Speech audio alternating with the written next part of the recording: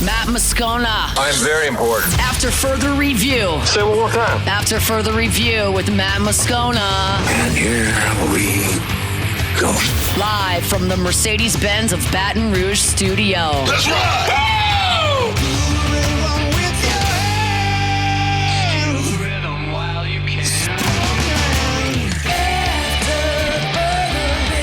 Off and running after further review here on a Thursday. Welcome in. We're presented by Decision Critical Concierge and Nursing. Musso in for Moscona.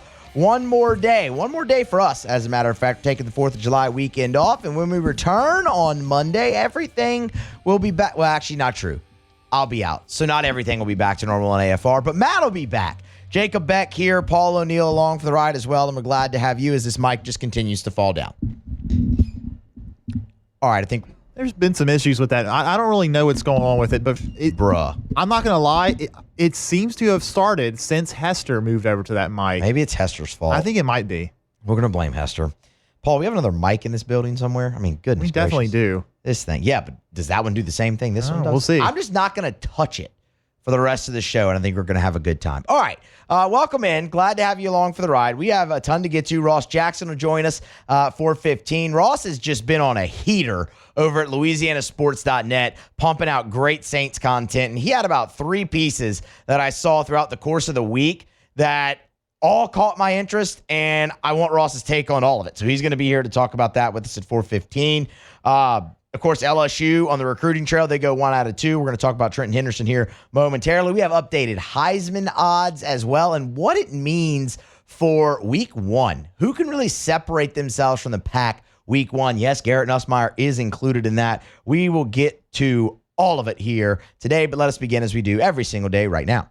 It's time to pop the top on another edition of AFR with Bud Light. Drink easy. All right, so when we left the show on Wednesday, we were right up against the commitment for both Trenton Henderson and J.J. Bush. Both had LSU in the final. Both were considered LSU leans. You go 1 for 2, as often happens in recruiting. We'll focus in here mainly on Trenton Henderson because that's the one that you got.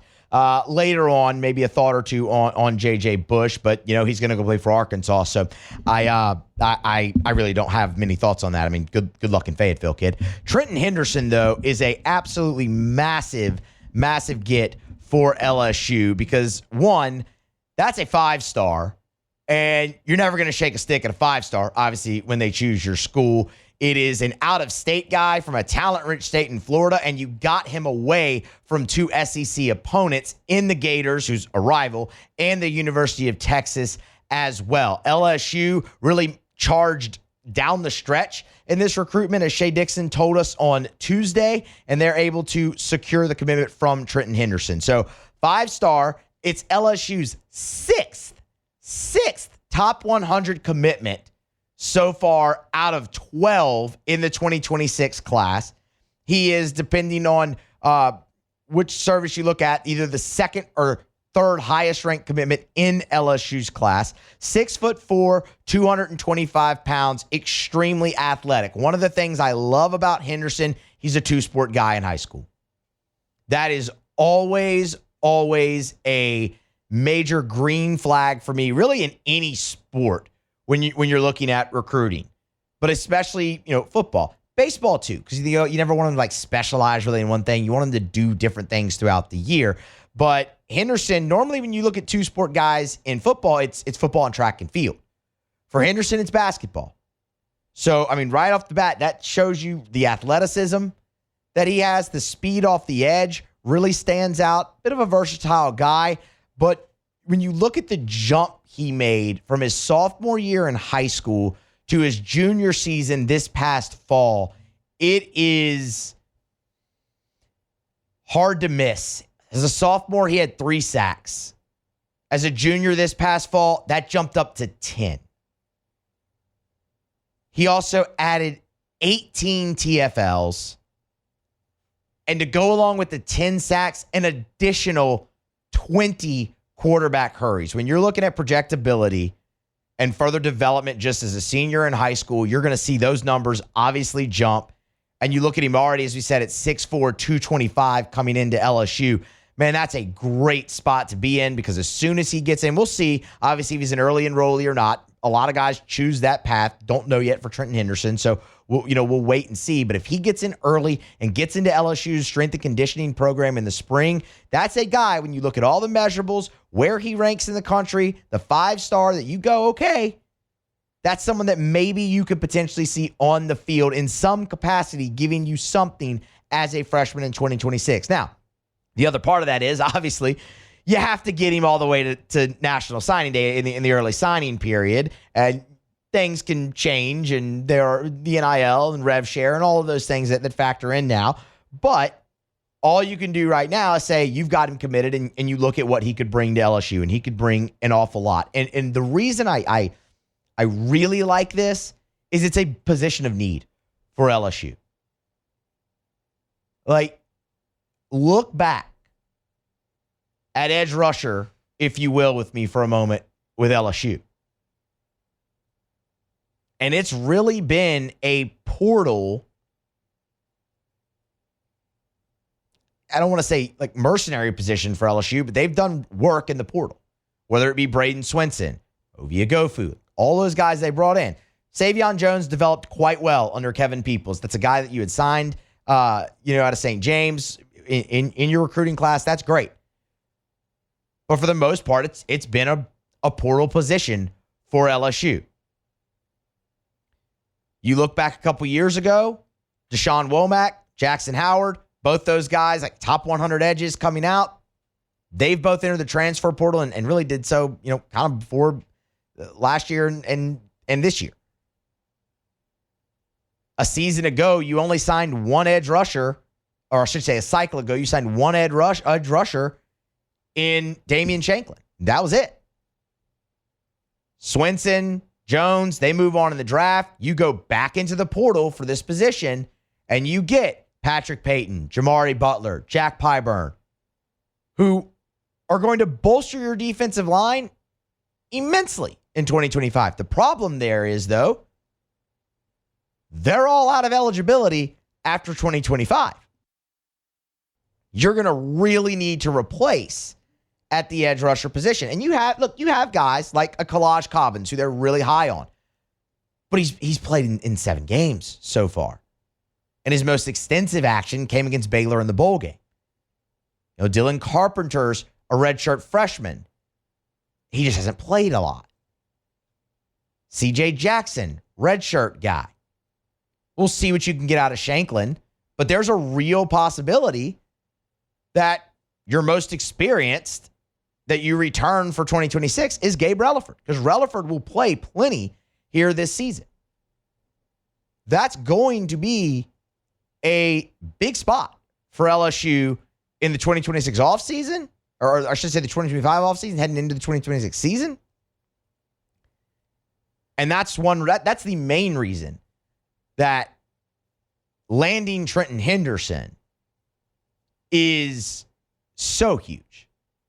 His talent notwithstanding.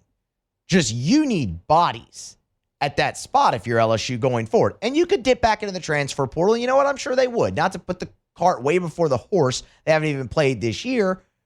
But, I mean, you just see really where you are at that spot. And you know what? Look, they could go add another edge rusher in this class, and we'll see if they do that. Shea Dixon mentioned Carlton out of Texas, but it's going to be hard to get him away from the Texas schools. He'll announce next week. But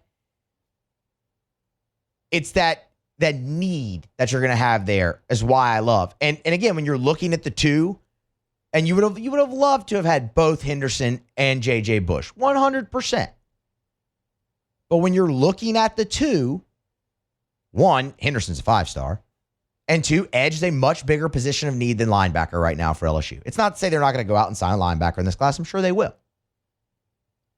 But we talked about that yesterday when we previewed their commitments, the work that LSU has done in recruiting at linebacker.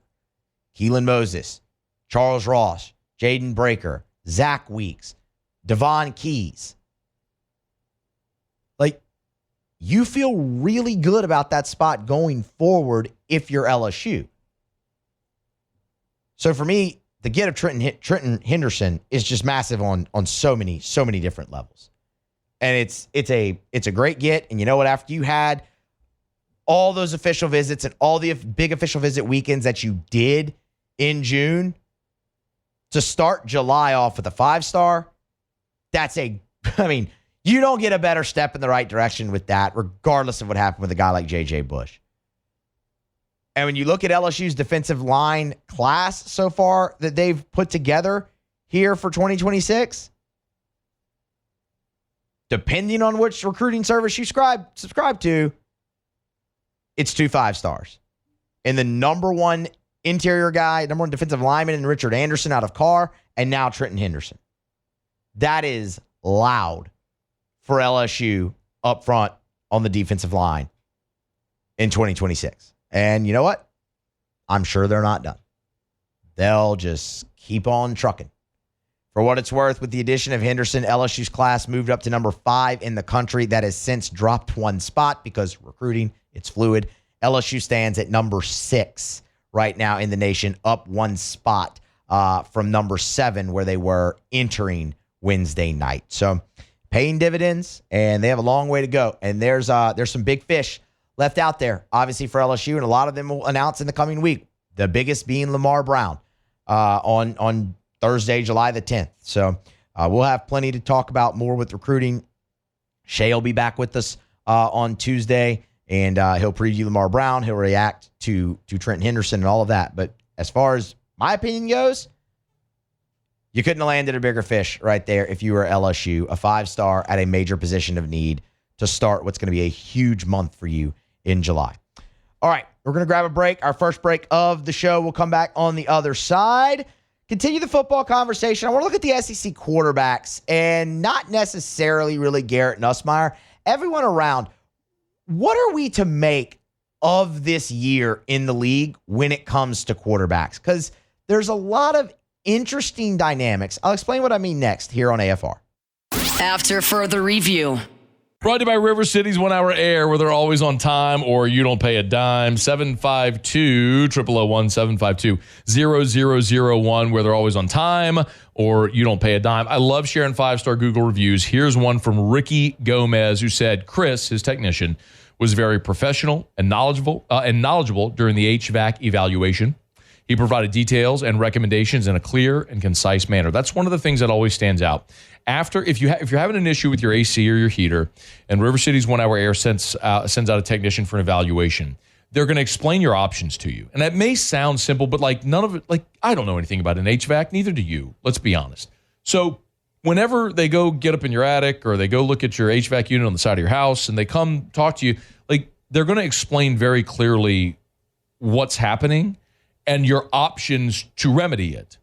It's River City's 1 Hour Air. Look for the big yellow vans and trucks with the giant clock on the side. 752-0001.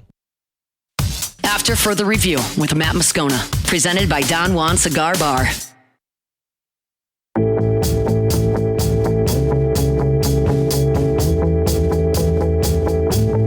Brought to you by Evermore. Drink Evermore, EVAMOR, evermore.com, evermore.com. For elite athletes, for someone who just wants a healthier lifestyle. Maybe you're a parent, you want a healthier option for your children. Evermore is a great option. I would highly encourage you, bottom line, if you're drinking tap water, don't. Bare minimum, filter your tap water. But the best option is Evermore.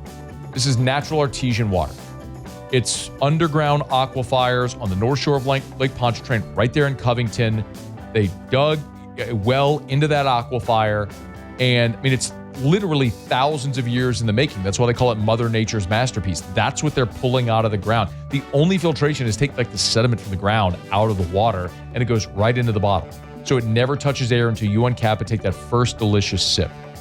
Learn more where you can buy it, great retailers or online, EVAMOR, evermore.com. Back here after further review on a Thursday. We're sending you into your July 4th weekend, presented by Decision Critical Concierge Nursing. There's been plenty of talk, especially around here, about the SEC quarterbacks, but that has always had a real focus on Garrett Nussmeier and where he fits into that pecking order, as it should, and it shouldn't surprise anybody. hello, we're in Baton Rouge and Southeast Louisiana and really all across the state. And this is, I mean, a very heavily central LSU focus, right? But man, the more you take a step back and you look at the 2025 football season, there are just a lot of questions surrounding quarterbacks in the SEC. And it's not necessarily, Arch Manning or Garrett Nussmeier or anything like that. I mean, there's others. You have a mix of first-year starters and guys going into their second year starting in the league. Like, really what you don't have is the veteran coming back for their third or fourth year starting in the league this year. I mean, look around. Arch Manning's going into his first year as an SEC starting quarterback. He's got 2 starts in his career. That's it. Garrett Nussmeier, obviously going into his second year as an SEC starting quarterback. Lenora Sellers going into his second year as a starting quarterback. And then you have somebody like Austin Simmons at Ole Miss, who's going into his first year as an SEC starting quarterback. Prabula at Missouri, going into his first year as a starting quarterback. Gunnar Stockton at Georgia, going into his first year as an SEC starting quarterback. Really, the only guys you have that are returning for, a third or fourth year as a starting quarterback are Blake Shapen at Mississippi State, and this is still his second year as an SEC starting quarterback, and really his first full year. He only played in 4 games a year ago. And Taylon Green at Arkansas, who had started 2 years at Boise State, and now will start a second year at Arkansas. But that's very odd in a league like the SEC, especially where you just don't have at least that one guy coming back, man, who's been at the school for 3 years, going into his junior season or even as a senior coming back to start. And a lot of that, yes, of course, is transfer portal and all of that. And it's just the new era of college football and fine, whatever. We don't have to have that conversation. We have that conversation enough. I really don't want to talk about that. But I think it just creates a very interesting dynamic because one of the things you always look at when you're looking for a team to separate themselves, you look at quarterback. And for me, there's just more questions than answers in the SEC when it comes to quarterback. And I'll tell you the guy right off the bat that, man, when I was really thinking about this earlier, he was the first one that really kind of jumped into my mind. And it's Gunnar Stockton. Because Gunnar Stockton, as the backup to Carson Beck a year ago, and then when Beck got hurt, obviously he came into the SEC championship, played well against Texas in that game, and then played fine against Notre Dame, all things considered. Georgia was just severely limited in that ball game. They definitely had some restraints on him, but he threw for like almost 250 yards. He completed over 63% of his passes in that game. He didn't really turn the ball over. Like, he was fine. He was good. For what Georgia asked him to be on short note, he was good. And no one's talking about him. Or if you are, it's the conversation that a lot of people think you should be having about a guy like Arch Manning. If you do hear someone talk about Gunnar Stockton, it's, well, yeah, he showed some signs, but we got to see it. And in reality, he has one less start than Arch Manning does in the SEC and in college football. One less. For me, those two guys, not in talent. Like, I think Arch Manning is significantly more talented than Gunnar Stockton. Not to say I think Gunnar Stockton's a bad quarterback. I don't. But this is also his 4th year at Georgia, which is wild. He's a redshirt junior. And he's never really sought another opportunity or anything like that. But for me, both those guys are, well, I got to kind of see it from both. Like, if I look at Arch Manning's 2 starts, one was against ULM, the other was against Mississippi State. Against ULM, he struggled. He completed 52% of his passes, threw a couple picks, 250 yards. Against State, he was awesome. Now, State was far and away the worst team in the SEC, and they might have been arguably in the running for worst team in the country. They just were not good. And he balled out against them. But that's your sample size. Or against ULM and State, who was dreadful.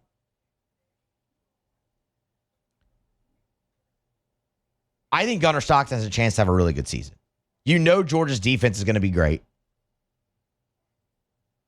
And their offense, while it's never pretty, it always seems to get the job done.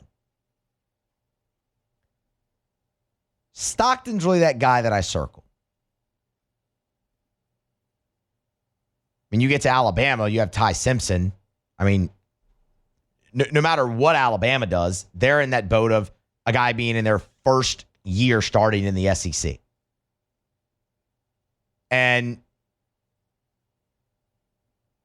Ty Simpson couldn't beat out Jalen Milroe. That's not a slight at Milroe. It's not meant to be a slight at Milroe. But Jalen Milroe had to earn that job twice at Alabama. Like, it wasn't just, Bryce Young coming in as a 5-star. It's like, okay, here, this is our quarterback of the future. You look at a guy like Lenora Sellers, and everyone's going to say the same thing there. You need to see more from him consistently passing the ball. You're going to look at his statistics and go, okay, 65% completion, that's really good. When you break it down game by game, it was inconsistent there. But, I'm not the guy who's like, well, if you take this out, you take that out. No. You work with the entire sample size that you have. Those games happen too. But he had a running game to fall back on with Rocket Sanders and also his own legs that really kind of skyrocketed his star. DJ Lagway is the other one that's super interesting to me this year in the SEC.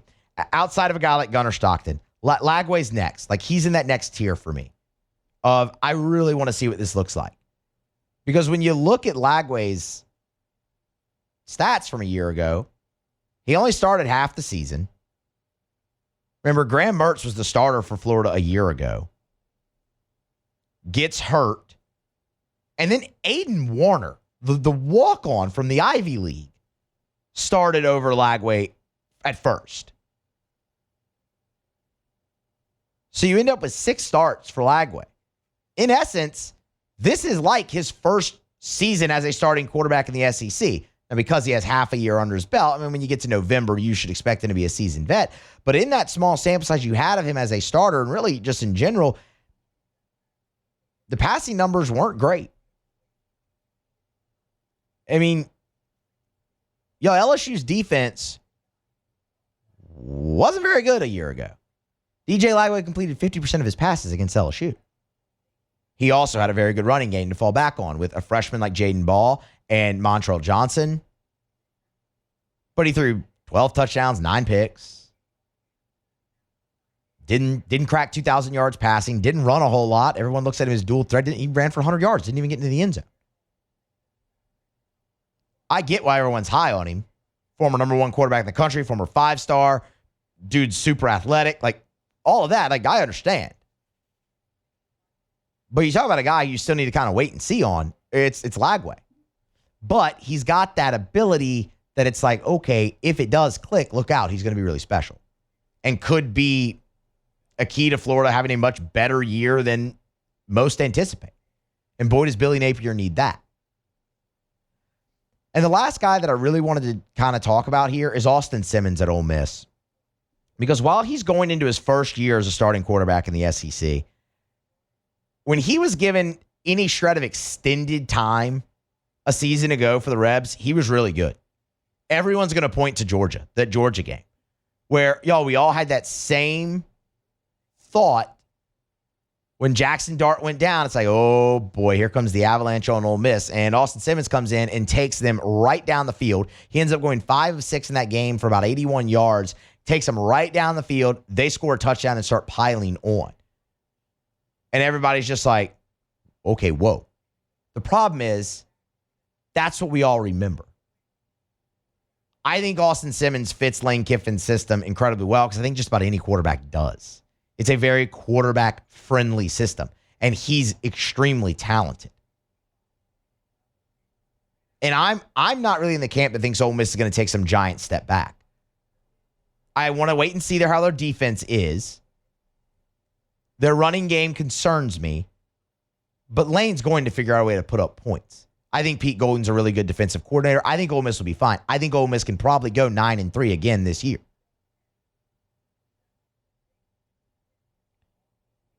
I think Austin Simmons is obviously a big part of that. But when I look at like smoothest transition, that's where I look at Ole Miss. Going from Dart to Simmons. I think that's probably your smoothest transition in the SEC from quarterback. Because I think there will be some growing pains for a guy like Arch Manning. Even though Sark, I mean, like outside of Lane Kiffin, Sark's the best play caller in the league, right? I mean, like those guys, quarterbacks are going to thrive in their offenses. So that'd be the other one I would go to, would be Texas. But it's just a fascinating year because you don't have, like Garrett Nussmeier is that guy, but even Garrett Nussmeier has only started 1 year. But he's a 4,000-yard passer. He didn't have a running game to fall back on, y'all. Not at all. It's a year that we're unaccustomed to in the SEC. Let's just put it that way. Because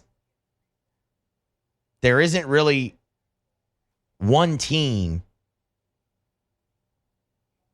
outside of LSU and Texas that teams really look at and go, okay, yeah, the quarterback can put them over the top. Because there's more unanswered questions than, because there's more questions than answers. We'll see. It'll be a fascinating season. It'll be an absolutely fascinating season this year in the Southeastern Conference. All right, we're going to grab a break, come back on the other side.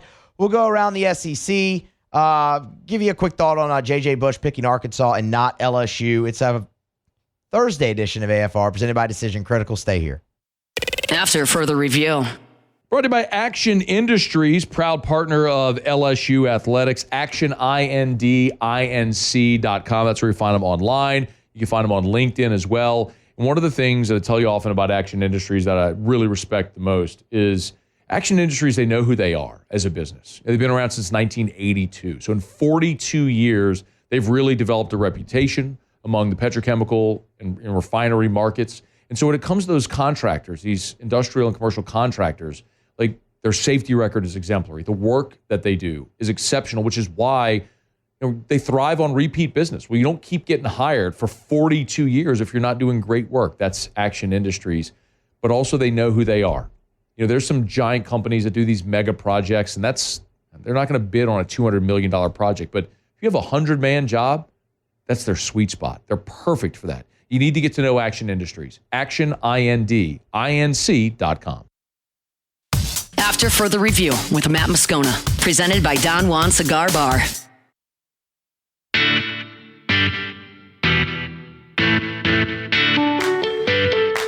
AFR is brought to you by First South Farm Credit. You know where to start.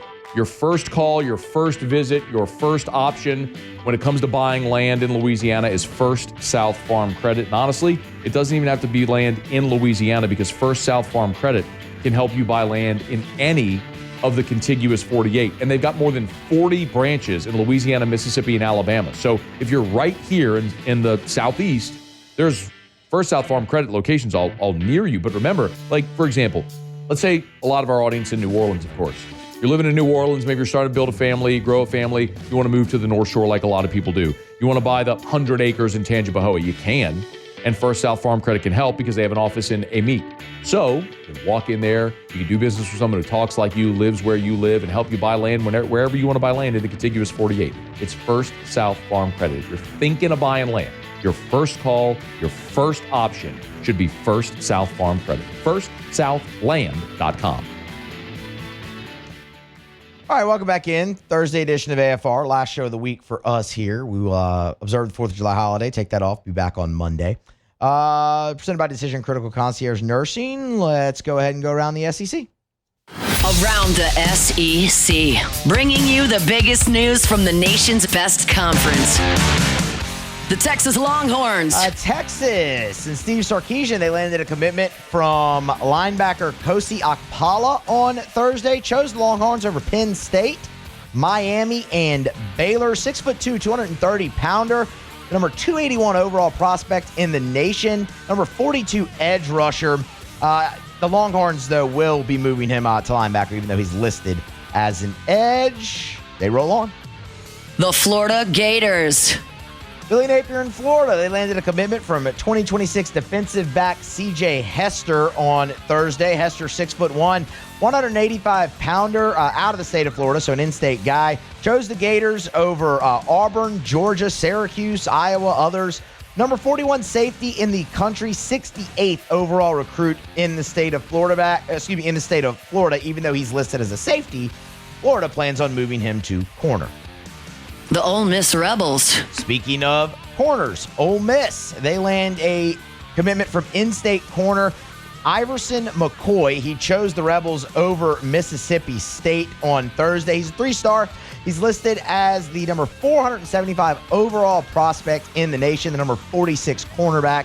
Arkansas, Louisville, and Kentucky were his other offers, but he'll go play for Lane Kiffin and the Rebs.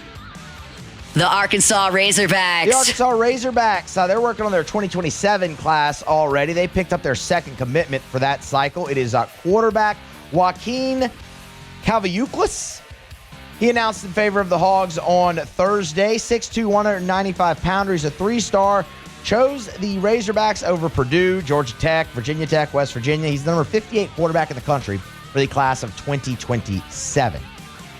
The Tennessee Volunteers. Couple baseball notes here. Tennessee, Tony Vitello, they landed a big one. Virginia left-handed pitcher Evan Blanco has chosen to play his baseball with the Vols. Also considered Mississippi State and Texas A&M. Had a down junior season, battled a lot of injuries at Virginia, but was thought of highly coming into 2025. A preseason second-team All-American. Followed a year in which he went 8-3 and punched out 99 and 99 and a third innings, made 18 starts. Vols might have a big piece to their weekend rotation there in Evan Blanco. The Auburn Tigers. And Butch Thompson and Auburn baseball, they added a catcher and lefty power bat in Logan Gregorio. Gregorio started his career at the Division III level, spent last season at Northern Illinois, where he led the team in batting average at .330, doubles, hits, hit 18 homers, and set a single-season record in total bases. He might have to play a different position, though, on the Plains. Of course, Auburn returns freshman All-American catcher Chase Fralick, and, of course, Lucas Steele at the position as well. But Gregorio, he'll play his final season of college ball on the Plains at Auburn. There you have it. That is around the SEC. Talked about Arkansas there with the commitment of the quarterback for 2027. Of course, obviously, they did land J.J. Bush, a linebacker out of the Mobile area in Alabama, over LSU on Wednesday night. I'm not going to spend a whole lot of time on this because, I mean, quite frankly, the kid's not going to play for LSU, and that's fine. Like, go ahead. He wants to play in Fayetteville. That's fine. You focus more on the guys that are here. But this is an interesting one because Shea Dixon was here on Tuesday, and we talked about J.J. Bush, and the way Shea Dixon led that answer, we played it for you on the show yesterday, said LSU's the leader here, and they've led the whole time. Like, LSU has led the whole time. He said that Bush was not only Blake Baker's top priority, he was really the only priority that Blake Baker had made in the linebacker class up to this point. But Shea threw something out very, very, very, very important in that same answer. There was a but. And the but was, well, it's the NIL era. And, if Arkansas, Missouri was the other finalist, they see this as a guy they absolutely have to have, be aware of that. And when you look at a late surge like this, that's what it was. We all know Arkansas's got a lot of big donors. Walmart, Tyson Chicken, go down. They got a lot of them. Jerry, Jarrah Beck. Jera. Sorry. Yeah, Jera. They have funds to go get good players if they want to. This is one they thought they needed to get. Okay, you surge late, you win the race, that's fine. As we said, LSU is recruited extremely well at linebacker. Like, extremely well. We talked about that a little bit in the first segment of the show. Extremely well. But, I mean,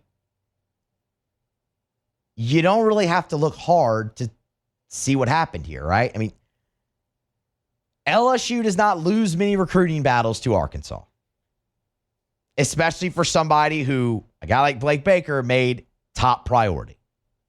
So the kid will go play his ball in Fayetteville. Best of luck. I mean, you'll see him every year, but,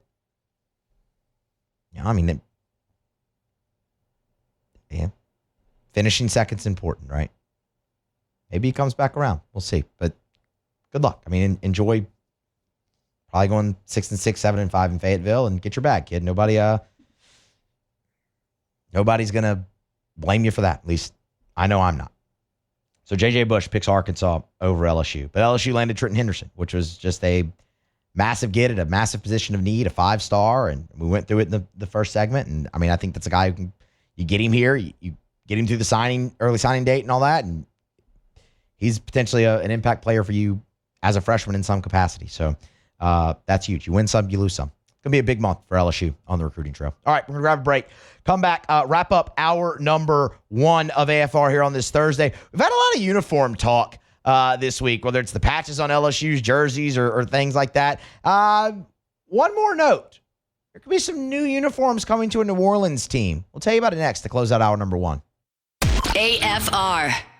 Brought to you by Glow Resources. If you are a business owner, if you're an HR manager, a VP, an ops manager, if you're the person in charge of hiring at your job, at your place of business, and you're having trouble finding the right people, you need Glow Resources. And I want to remind you, Glow Resources, they're exceptional when it comes to skilled blue-collar workers and also white-collar divisions.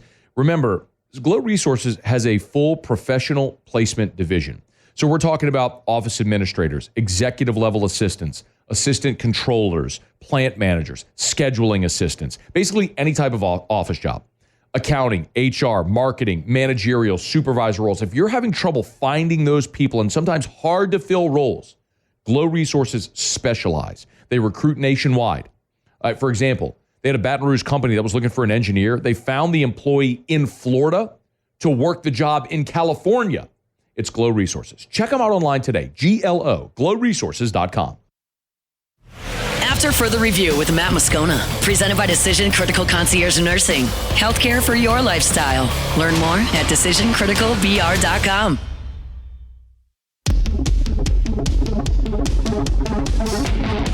Happy 4th of July from our friends over at Rouse's. And to celebrate, the 4-day sale is going on right now through Sunday, July the 6th. Massive savings on darn near everything in the store. Which store? Every store. Pork back ribs, Kraft barbecue sauce, buy one, get one free. Sweet red cherries, only $1.98 a pound. Celebrate the 4th of July and let our friends at Rouse's help you do it. You know the drill at Rouse's. They've got 70 locations from Lake Charles to Orange Beach and points in between. So if you're throwing something on the grill, you're having friends over while you jump in the pool, you're celebrating our nation's independence, and you need all the fixings and trimmings and sides and cold beverages for the adults and the kids, you know where to go. The best place with the best deals, the red, white, and savings. The 4-day sale is going on right now at Rouse's. Rouse's.com, Rouse's.com, Rouse's. This feels like home. All right, closing out hour number 1 here on a Thursday, sending you into your 4th of July weekend. Few things get a lot of people up in arms like uniforms. I'm guilty. I'm one of those people. But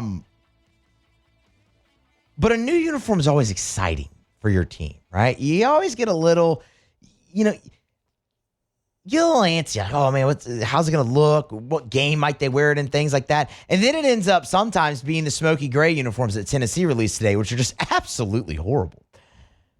But in the NFL, they've always been real stingy on their uniforms. Oh, you can only have one helmet. And then they went to where you can have multiple, and it was back to one, and now it's multiple. Then you had the color rush, and that was really cool. And they've laxed those rules, and they're doing it again, and I think that's great. I think it adds something to the game, in my opinion. There's 15 teams, so almost half the league in the NFL is getting new uniforms this year, either a new alternate with a helmet or just a new helmet or things of that nature. There's also that rivalries series that they're starting this season with the AFC East and the NFC West. Those two divisions, they each get like a special rivalry uniform like they would for the Color Rush, and they'll wear it against their division rival and vice versa. If you're wondering, the NFC South gets that honor in 2028. So you have a little bit of ways to go there for like, Saints Falcons or Saints Bucks or whatever there. But the New Orleans Saints are one of the 15 teams that will unveil a new uniform for this season. And we have the date, July 22nd. The Saints will unveil a new alternate uniform and helmet. And my question, Beck, Paul, I want to bring y'all in on this, is what do we think the Saints are going to do? Because I will tell you, I have two conditions. Condition number one, this cannot replace the Color Rush uniform, because the Saints Color Rush uniform is the best, arguably the best uniform in the NFL.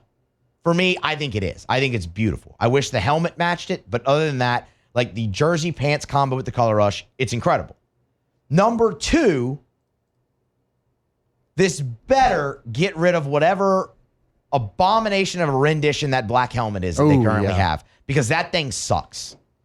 I'm all for a black helmet, but the one they have now is absolutely terrible. Those are my two conditions. It cannot replace the Color Rush because those are phenomenal. And this better replace the black helmet. I think this is going to be, and this is what I hope. I think it's going to be a throwback with the gold helmet with the old logo on it. Because I think, ever since they've worn the throwback uniforms, it's always just looked weird because they wear the current gold helmets. It doesn't match. Yeah, it doesn't match. So I think they get rid of the black helmet and replace it with we'll just get the complete throwback uniform with the original logo on the different shade of gold helmet. I think like yes, Paul's pulling it up. I think that's what they're going to go with. That might do away with the Color Rush. See, I don't know how I feel about that. I don't know. To me, it always looks weird when they wear the current helmet with it. Paul, do you have a thought on what they might do? Yeah, I think the uniforms all the Saints have are great. I think it's the helmets that's the problem. Yeah. You either match the gold with the gold jersey, the gold numbering, or I don't even mind the black helmet. Oh, it's just the fleur-de-lis too small. It was not good. The fleur-de-lis too small. That thing they have in the middle of it with all the polka dot fleur-de-lis. Yeah, you can do a stripe in the middle. Yes. Take the helmet that you have, and where it's gold, make it black. Where it's black, make it gold. It's not hard. That was not a very hard thing that they had to do, and somehow they screwed it up. You touched on something there, the gold jersey. That's what I think they're going to do. I think they're bringing back the gold jersey. Yeah. I don't know what else, because you already have an icy white combo that you can make. You already have the black on black combo that you can make. The Color Rush is phenomenal. Obviously, you have your traditional gold, white gold, or gold, black gold. I think they're going to bring back the gold jersey. And I don't quite know how I feel about that, because I was never really a fan of the gold jersey that the New Orleans Saints had. I didn't either. It's gaudy. It's a lot. The old gold that the New Orleans Saints has, it's a really nice, well, I guess they don't really use the old gold anymore. That's more your throwback back. Yes. But I don't really know how to describe it. It's too much. You can't do a jersey color like that. It's gaudy. Yeah. It's perfect as an accent for your pants or a stripe or the helmet or something like that. The interesting thing would be for me, and what I would really like to see them do, because see, Paul just pulled that up. Gold helmet, gold jersey, black. That looks horrible. No. That looks so bad. I'm going to throw something out there. We got a few seconds. I want y'all's opinion. White helmet, gold jersey, white pants. What do we think? I can't see it in my head, but it sounds a little bit off to me. I think it's the only way to make that gold jersey potentially work. If you're going a white helmet, you got to go all white. White helmet, white jersey, white pants. That'd make the color rush even better if you had a white helmet to go with that. That'd be fantastic. We'll see what they do. July 22nd, the Saints are announcing and unveiling a new uniform and a new helmet. Hour 2 of AFR is next. AFR. Kill mold, remove odor, other harmful pathogens, commercial or residential. As a matter of fact, Parish Restoration, I love the process, by the way. If you go to the website at parishrestoration.com, you can see videos of their patented non-toxic dry fog treatment. So you see exactly what it looks like. Very cool. But they have fogged, over at Parish Restoration, they fogged one of the largest buildings in the entire state of Louisiana. So it doesn't matter if it's your office building, your church, whatever it may be, school, or your home. They can even fog your car. Maybe your car has a weird odor, musty smell. Maybe you bought a used car from a smoker and you can't get that smoky smell out. This will do it. They'll come while you're at work, fog it. By the time you're done with work for the day, boom, you're back in a clean smelling, fresh smelling vehicle. It's Parish Restoration. Learn more at parishrestoration.com. Parishrestoration.com. Do business with someone you know. Parishrestoration.com.